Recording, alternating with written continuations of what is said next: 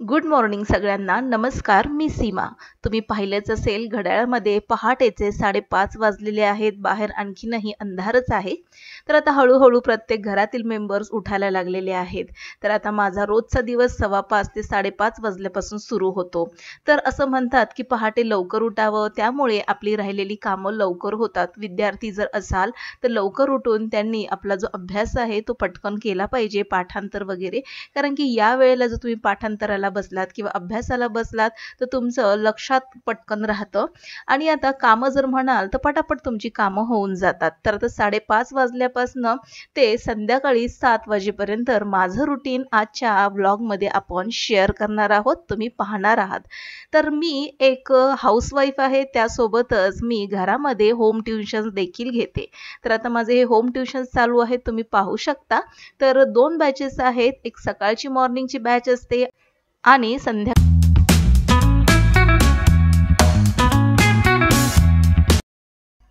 पहाटे 5:30 वाजल्यापासून मुलांची तयारी चालू असते. मुलांचे डबे बनवायचे, त्यांचे बॅग वगैरे भरायच्या. तर आता डबे वगैरे बनवून दिल्यानंतर मुलं शाळा आणि कॉलेजला गेल्यानंतर इतर कामं आपण आरामात करू शकतो. आता तसं पाहायला गेलं तर आमच्याकडे पाण्याचा फार प्रॉब्लेम आहे. अर्धा तास फक्त पाणी येतं आणि त्यामध्ये आपल्याला कामं उरकावी लागतात. तर आता अर्धा तास म्हणजे 7 ते 7:30. हल्ली काही येत्या दिवसांमध्ये आमच्याकडे पाण्याचे प्रॉब्लेम फारच चालू आहेत. फक्त अर्धा तास पाण्यामध्ये सगळी कामं उरकावी लागतात. अर्ध्या तास पाण्यामध्ये कशी कामं उरकायची आणि किती धांदल उडत असेल हे देखील तुम्हाला समजतच असेल. तर 6:30 ला मोठा मुलगा बाहेर पडलेला असतो आणि 7 वाजता लहान मुलगा शाळेत जाण्यासाठी बाहेर पडलेला असतो. आता 7 वाजता पाणी आल्यानंतर आता पाण्यातली कामं सुरू होतात. तर प्यायचं पाणी भरायचं असतं, सोबतच किचनमध्ये जो झालेला पसारा असतो तो देखील आवरायचा असतो.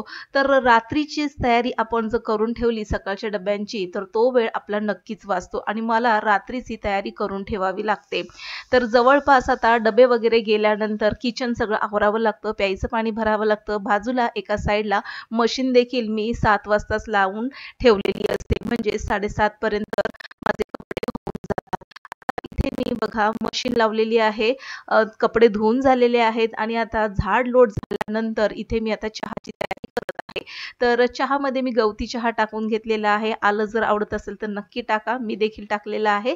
आणि आता इथे देवपूजा मी करून घेत आहे. तर ही जी काच आहे तर यावरती बऱ्यापैकी अगरबत्तीची जी राख असते ती पडली होती, तर त्याला मी आता स्वच्छ धुवून घेतलेलं आहे. मूर्त्यांना देखील स्वच्छ धुवून घेतलेलं आहे आणि आता आपण अगरबत्ती आणि मेणबत्ती लावून छोटीशीच पूजा करून घेणार आहोत. मी जास्त काही पूजा वगैरे करत बसत नाही.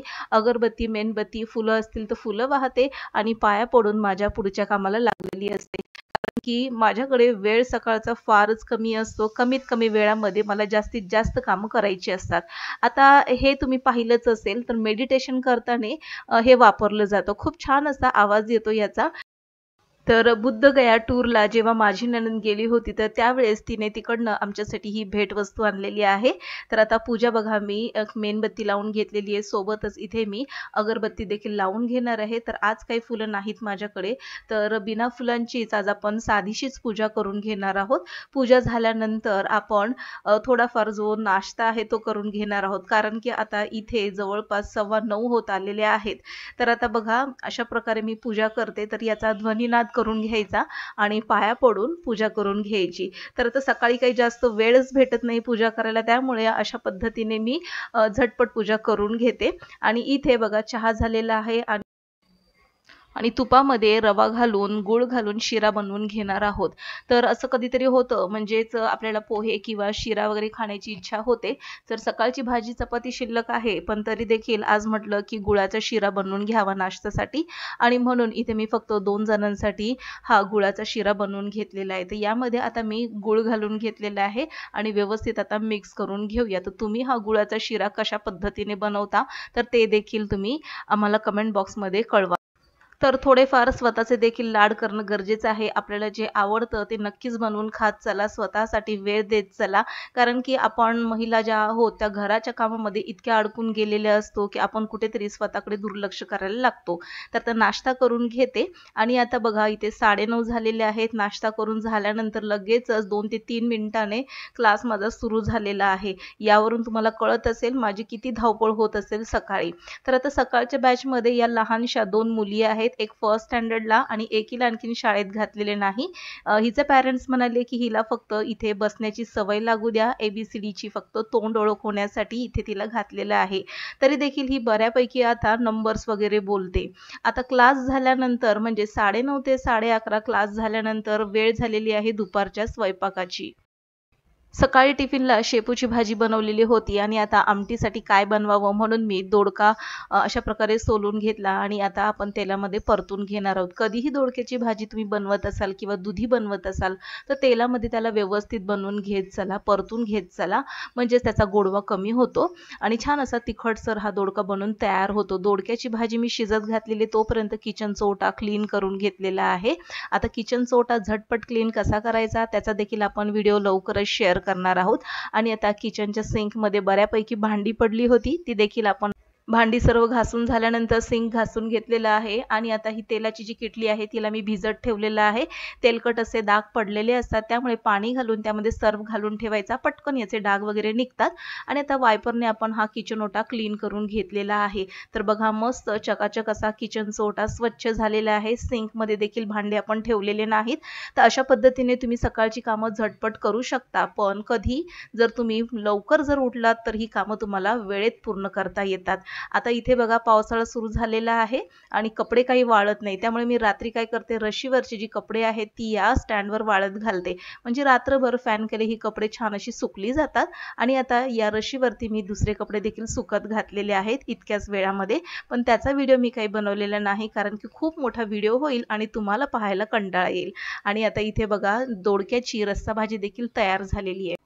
लादी वगैरे पुसून घेतल्यानंतर आणि दुपारचं जेवण झाल्यानंतर मला एक पॉवर नॅपची गरज असते कारण की पुढील कामासाठी पुन्हा मला एनर्जी हवी असते. आणि आता संध्याकाळचे 4 वाजलेले 4 ते 6 ही बॅच सुरू झालेली आहे.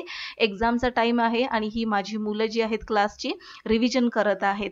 तर आता एक्झाम टाईममध्ये मुलांनी अभ्यास कसा करावा, पॅरेंट्सने त्यांच्याकडनं 70 ते 80% कमीत कमी वेळामध्ये जास्तीत जास्त अभ्यास कसा पूर्ण करून घ्यावा त्याचा देखील व्हिडिओ आपण लवकरच बनवणार आहोत.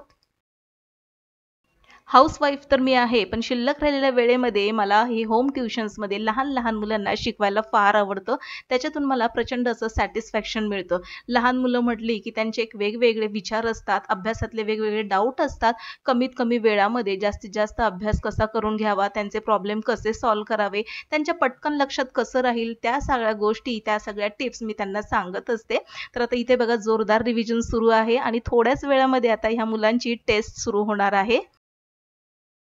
आणि तुम्ही पाहू शकता कशा पद्धतीने ही मुलं शांतपणे रिव्हिजन करत आहेत. त्यांचे प्रॉब्लेम सोडवणं, त्यांना समजून घेणं आणि त्यांना समजावून सांगणं हा माझा एक आवडीचा विषय आहे. तर आता हेच त्यांचे प्रॉब्लेम मी थोड्या वेळात सॉल्व्ह करणार आहे. तर आजचा व्हिडिओ आवडल्यास नक्कीच लाईक करा, शेअर करा, सबस्क्राईब करून बेल आयकॉन प्रेस करा. पुन्हा भेटूया नवीन एका इंटरेस्टिंग व्हिडिओ सहित. तोपर्यंत बाय.